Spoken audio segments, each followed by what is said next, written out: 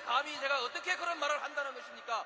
이치에 닿지 않는 말을 가지고 사람을 이렇게 몰약해서는 안 됩니다.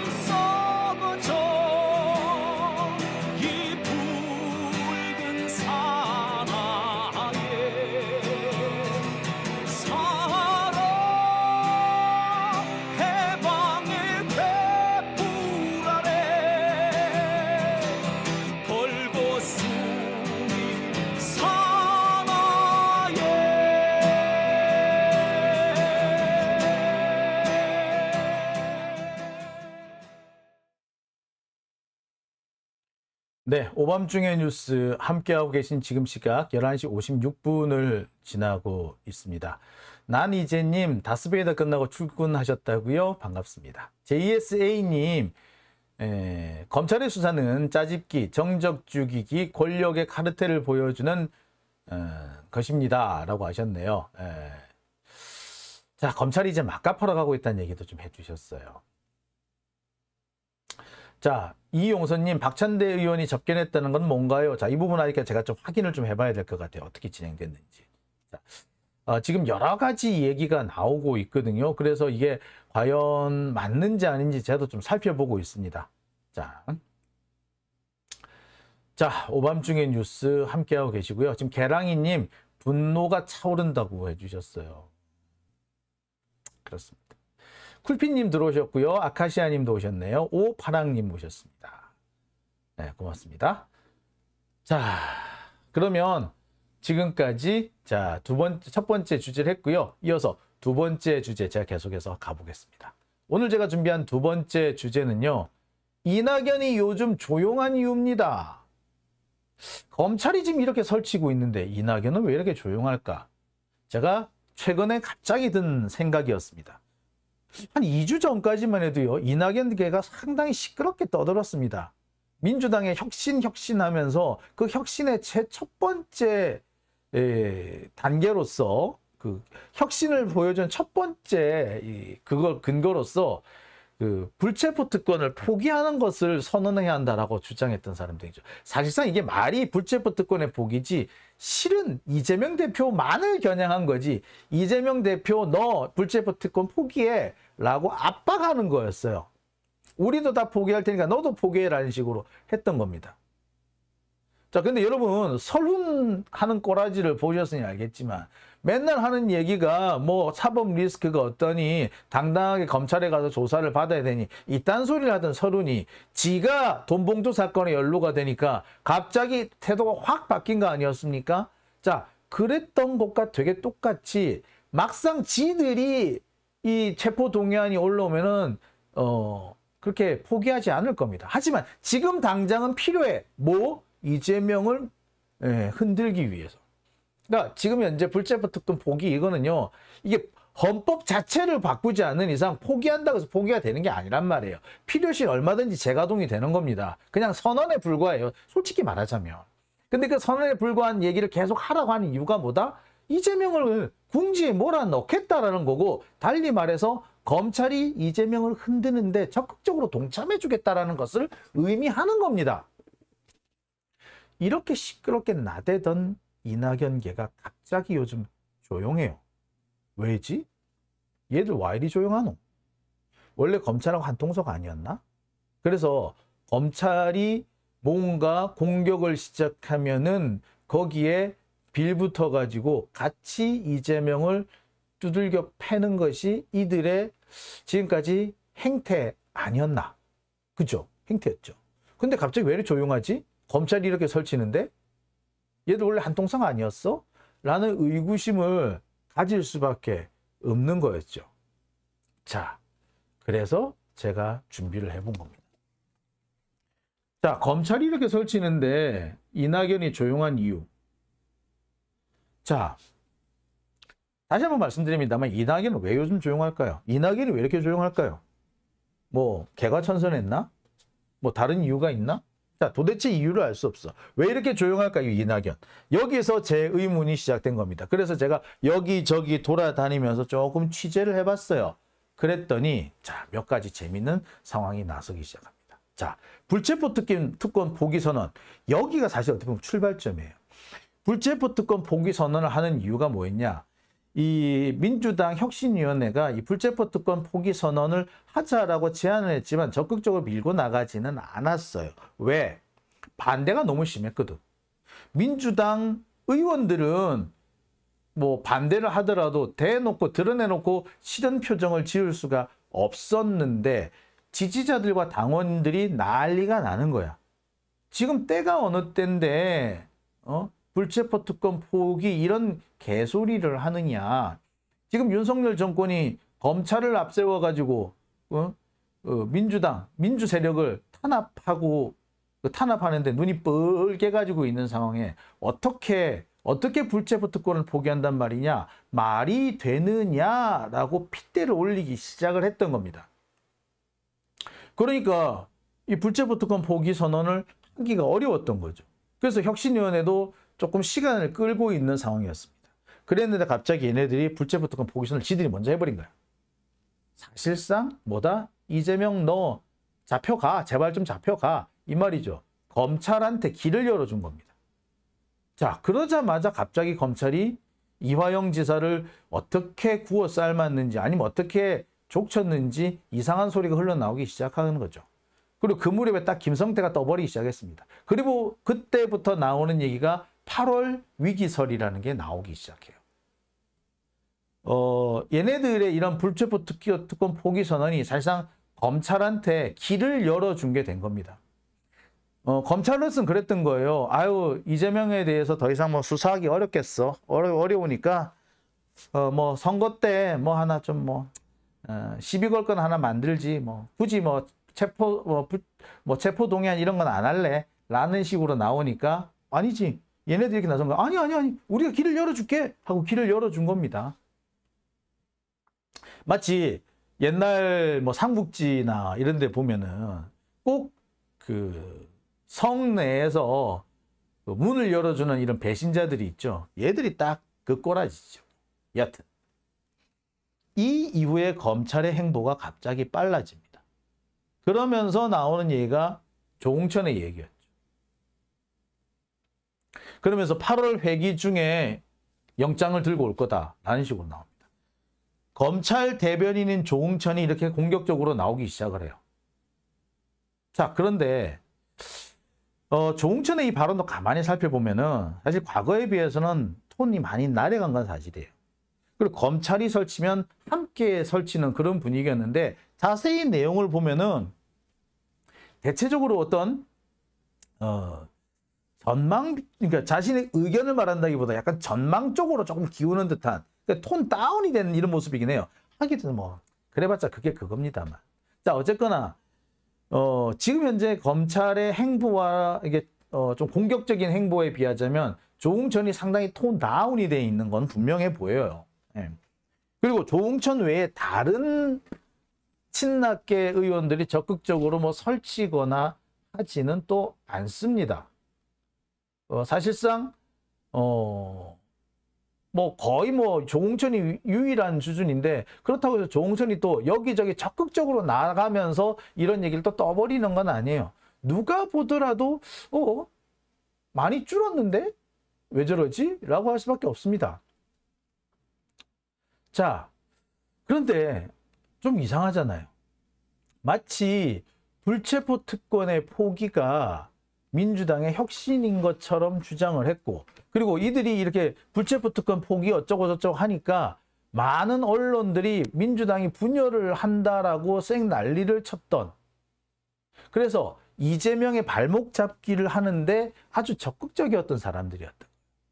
그러니까 이 사람들의 기존에 해왔던 행보에 비하자면 지금 행보는 대단히 조용한 거고 대단히 정중동이에요. 안 움직여. 근데 여러분도 아시겠습니다만 이들의 이런 행보를 과연 어디까지 믿어야 될까요? 과연 이들은 진짜로 조용히 있는 걸까요? 정말로 이재명이 위기에 오니까 이제 좀 조용해 주자 뭐 이런 생각을 하고 있는 걸까요? 저는 그거는 아니라는 생각이 듭니다. 이들은 보이는 곳에서 튀는 행동을 안 하고 보이는 곳에서 돌멩이 맞을 짓을 안 하고 있을 뿐 사실 다른 곳에서는 정말 흉측한 음모를 꾸미고 있을 가능성이 사실은 매우 높다라고 생각이 들어요. 그러지 않고서는 이 불체포 특권 포기 선언이라든지 이런 것들을 굳이 선제적으로 이렇게 할 필요가 없었던 거지. 그리고 사실상 이들이 선제적으로 했던 불체포 특권 포기 선언이라는 것이 결과적으로 검찰이 이재명 대표를 향해서 대대적인 공세를 시작하게 된 배경이 된 것도 사실이에요. 어떻게 보면 트리거가 된 것도 사실이란 말이야.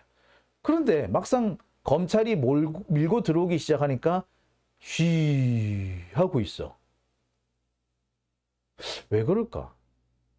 도대체 이들의 속셈은 뭘까? 자, 이와 관련해 가지고 좀 짚고 넘어갈 게 있습니다. 지금 이제 이낙연계가 이렇게 조용한 것은 조용할 수밖에 없는 이유가 있기 때문이다. 왜? 그 이유가 뭐냐? 현재 지금 이낙연계와 이낙연은 분열의 원흉이라고 낙인 찍혀 있는 건 분명하죠. 사실 수박편이냐라는 비난을 받고 있는 김은경 그 혁신위원장조차도 이낙연계를 은연중에 지목을 하면서 분열을 하는 게 그게 정말 문제라는 강력한 언행을 했습니다. 경고 사인을 보낸 바 있어요. 자, 그런데 분열의 원흉, 분열의 수괴 집단으로 낙이 찍히고 있는 이낙연계, 이런 이낙연계가 지금 이 시간대에, 지금 같을 때, 그러니까 검찰이 설치고 있던, 검찰이 대대적인 공세에 나선 이 시점에 같이 나설 경우, 지금까지 했던 것처럼 그렇게 검찰이 설칠 때 같이 설칠 경우 돌멩이를 더 맞을 수밖에 없다. 안 그래도 분열의 원흉인데 분열의 원흉이라고 아예 완전히 낙인 찍히는 결과를 낳을 거다. 뭐 당연한 거지 뭐. 솔직히 검찰이 대북 송금 운운하기 시작을 했을 때 이 대북 송금 운운하는 것을 가지고 그 검찰이 몰고 들어오는데 여기에 부하 내동한다든지 같이 움직인다면 이거는 누가 보더라도 분열 행동이죠. 특히 이게 다른 게 아니잖아요. 대북 송금? 솔직히 이게 말이 되는 소리입니까? 미국이 알았을 거야. 대북 송금이 있었다면. 그럼 모를 리가 없죠. 더군다나 1, 2억도 아니고 10억 넘는 돈, 80만 달러, 아니, 거의 1000만 달러, 300만 달러, 뭐 300만 달러, 500만 달러에서 총 800만 달러가 넘어가요. 우리 돈으로 계산하면 그게 10억인가 100억인가 된다 그러잖아요. 100억이나 되는 큰 돈이 북한으로 넘어갔는데 그게 포착이 안 될 수가 없단 말이에요. 그리고 그거를 이재명인들 모르겠냐고. 그 큰 돈이 북한에 넘어가면은 바로 드러난다는 거. 몰라? 왜 몰라? 다 알아.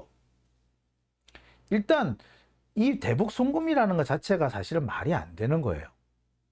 이게 다른 의혹과는 또 다른 부분이란 말이에요. 그 다음에 대북 송금 뭐 설령 했다 치더라도 그거 왜 했겠어요? 남북 교류의 활성화를 위해서 한 거 아니야. 근데 이 남북 교류의 활성화를 가로막고 있는 게 이 뭐 대북 송금 운운하는 뭐 북한에 돈 퍼준다 이런 식의 의혹들 때문이잖아. 결국에 지금 대북 송금이라는 이 프레임은 사실은 이게 뭘로 시작이 되느냐? 결국에는 레드 컴플렉스, 빨갱이 몰이의 일환으로 진행이 되는 거예요, 이게. 지금 검찰은 이게 빨갱이 몰이가 아니라 그 그 일종의 제3자 뇌물죄인 형태로 지금 몰고 가려고 하는데 사실 기본 베이스는 뭐예요? 빨갱이 몰이잖아. 색깔론이라고, 색깔론. 근데 여기에 같이 부하 내동을 해서 검찰하고 같이 놀아나면은 뭘로 보이겠어요? 얘들은 아예 민주당 쪽 사람이 아니네. 아예 우리랑 색깔이 처음부터 틀렸네. 라는 완전히 배격을 당하게 될 겁니다. 안 그래도 분열의 원흉으로 낙인 찍혀 있는 낙연이 낙인 찍혀 있는 낙연이 더 안 좋은 상황까지 가겠죠. 비록 자신들이 나중에 당권을 잡는다고 하더라도 당의 절반 이상이 떨어져 나가는 아주 참혹한 상황을 겪을 수도 있어요. 솔직히 말해서 지금 이낙연이 당권을 잡으면 어찌 될 것 같아? 민주당 100% 쪼개져요. 자, 여기 자자님 송금이 확인됐냐고요? 아니요, 확인 안 됐어요.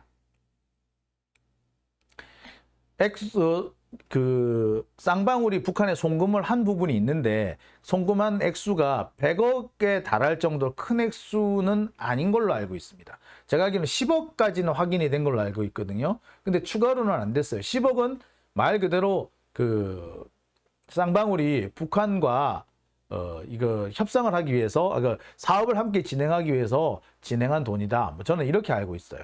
그리고 방북 비용으로 30억씩, 40억씩 그렇게 내놓으라 그런다고?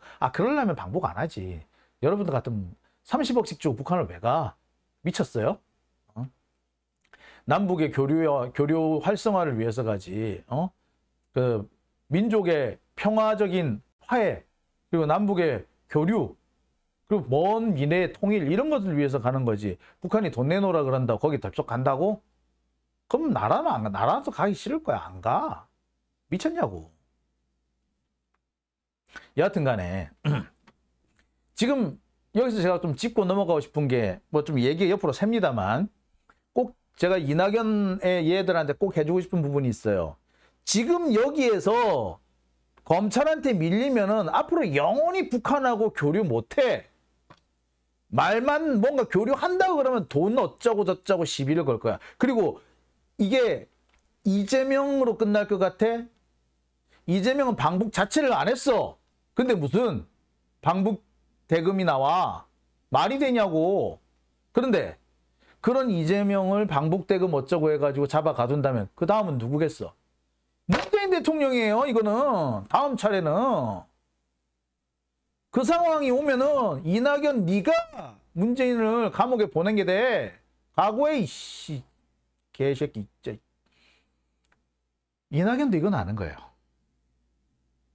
그러니까 함부로 나대지 않는 겁니다. 갑자기 움직임이 확 줄어버린 거죠. 쉽사리 지금 이낙연이 움직일 수 있는 상황도 아니고 분위기도 아니에요. 그리고 계속해서 지금 지적이 일잖아요. 왜 이낙연 너는 윤석열하고는 싸우지 않고 왜 이재명만 물고 늘어지니? 그런데 여기서 한 가지 더 보태가지고 이재명 욕을 한다? 이재명 잡아 가두라는 식으로 한다? 돌멩이를 맞는 상황이 되는 겁니다. 여기에 지금 검찰이 지금 어느 정도 기회를 만들어주고 있잖아. 판을 깔아놓고 있잖아. 굳이 이낙연계가 여기 끼어 들어가지고 뭔가 할 필요가 없는 거지. 검찰이 다 만들어주고 나면 그때 만들어진 판에 들어가서 다시 춤을 추면 되는 거야. 검찰이 들어올 수 있도록 길을 일단 열어줬어. 그랬으면 검찰이 들어와서 판을 까는 거는 검찰이 지들이 알아서 하는 거지. 그러면은 판이 깔리면은 그 자리에서 춤을 추겠다는 거예요. 그때까지 굳이 내가 나설 이유가 없다. 철저하게 그 이해관계를 생각해 본 거죠. 상황을 가만히 살펴보니까 우리가 문은 열어줬고 이제부터 검찰이 하기 다름이고 그래서 검찰이 잘 해놓으면 그때 가서 하면 되지. 지금 굳이 나설 이유는 없어. 안 그래도 욕먹고 있는 판에. 욕을 될 수 있는 대로 안 먹게끔 지금 입 다물자 다 같이 에브리바디 쉿 이렇게 돼버린 상태란 거죠. 자, 그러면 이낙연계는 계속 이렇게 쉿 하고 있을 거냐? 지금 이낙연계가 이렇게 조용하게 있는 것이 앞으로도 계속 갈 것이냐? 저는 절대로 아니라고 생각이 듭니다. 왜? 지난 2월 체포동의안 표결 때를 한번 보십시다.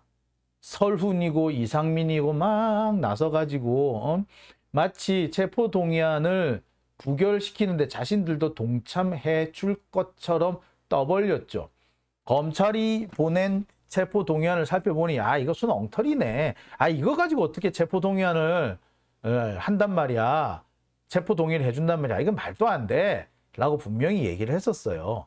그랬는데 갑자기 체포 동의안 표결에서는 가결표를 던졌단 말이야. 그게 기억나시죠? 마치 압도적으로 부결해 줄 것처럼 했는데 약 30명 정도 되는 사람들이 이탈을 했다는 게 너무나도 명백히 드러났습니다. 30명?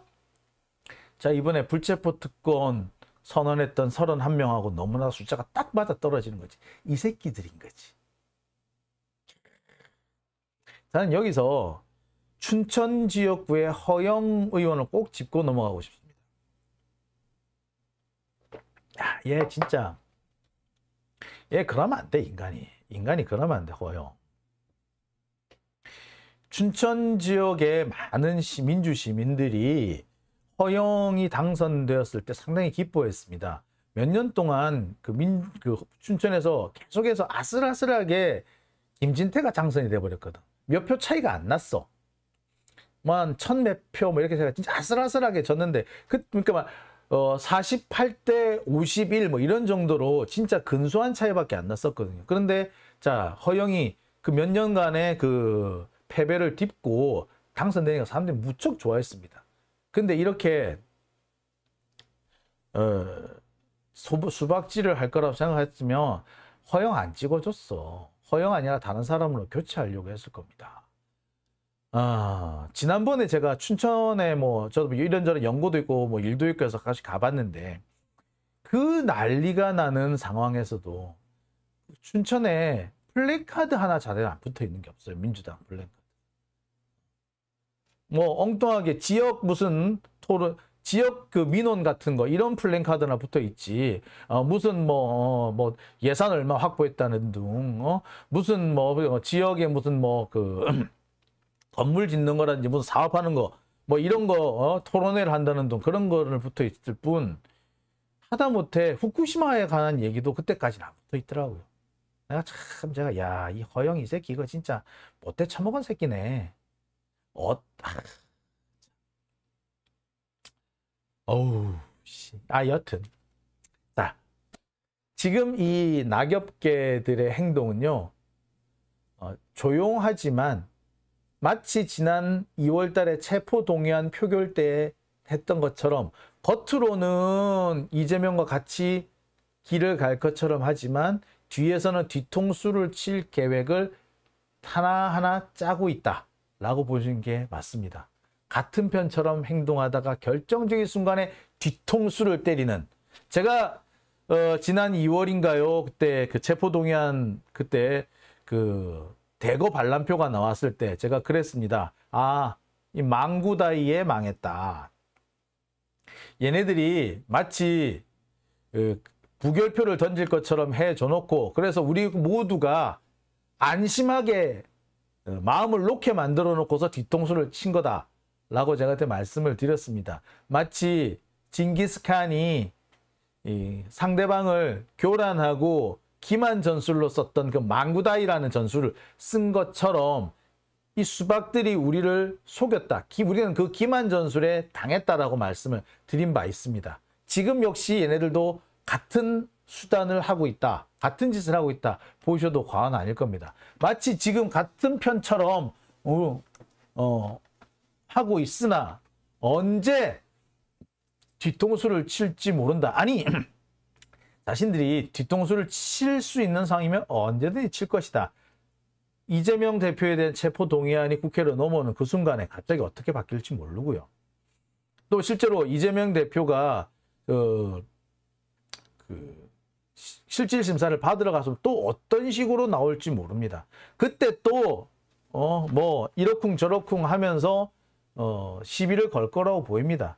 얘네들은 지금 그럴 수밖에 없는 상황에 처해 있어요. 왜? 결국 이 수박들이 이런 짓을 하는 이유는 간단합니다. 지들의 뭐? 공천하고 관련이 있다. 근데 공천이 언제부터 이제 본격화될 거냐? 10월부터는 본격화가 된단 말이에요.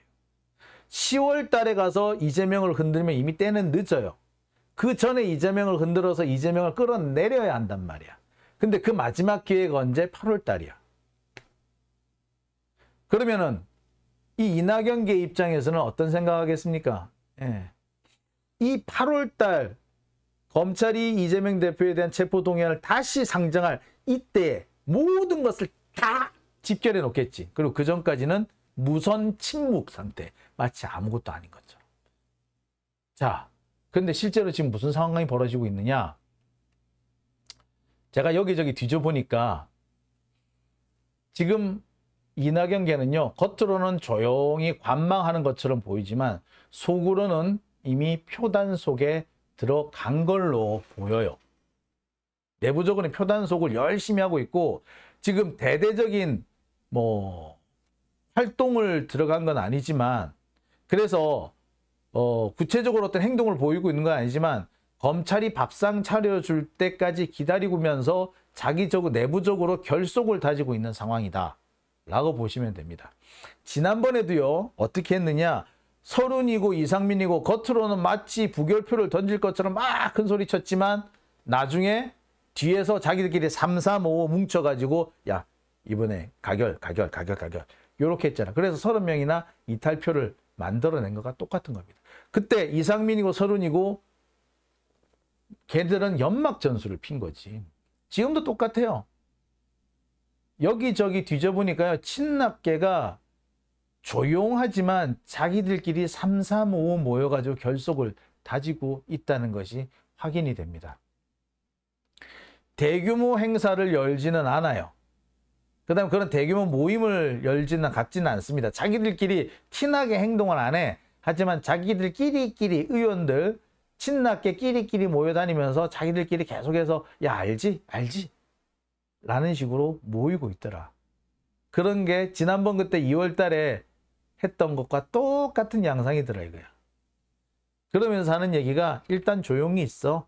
지금 괜히 나서봤자 배신자 낙인 찍히니까 일단 기다려. 이미 배신자로 낙인 찍힌 이원욱이나 조응천 얘들은 뭐 설치는데 대신에 니들도 너무 나대지는 마. 요 상황인 거예요. 즉 이낙연이 지금 조용한 이유는요. 뒤통수 치려고 계속해서 우리의 뒤에 자리를 잡으려는 모습. 조용히 우리 뒤에 와가지고 웅크리고 있는 모습이에요.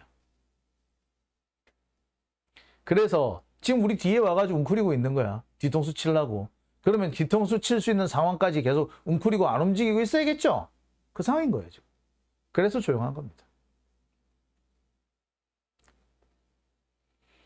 네, 쿨피님 말씀하시는 게 맞아요. 조용하면 뭔가 작당을 하고 있는 중이라고요. 맞습니다. 네.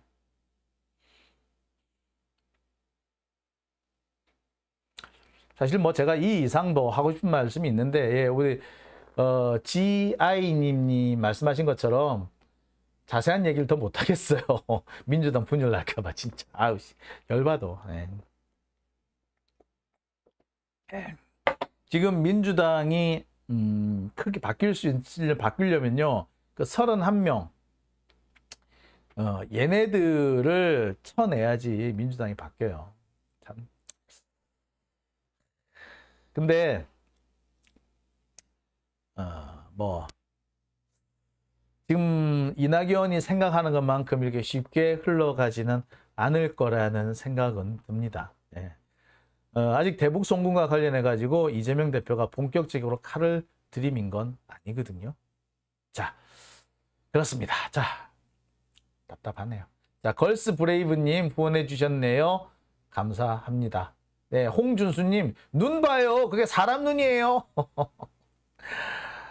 아휴. 라셸님, 러셸이라고 읽어야 되나요? 아니면 라셸이라고 읽어야 되나요? 예. 이재명 대표가 모를까요? 모를 리가 있나요? 다 알지. 내가 조금 취재해봐도 금방 나오던데. 대비책을 지금 세우고 있습니다. 자, 오밤중의 뉴스. 오늘 제가 준비한 두 번째 순서는 여기까지고요. 이어서 세 번째 주제로 넘어가겠습니다.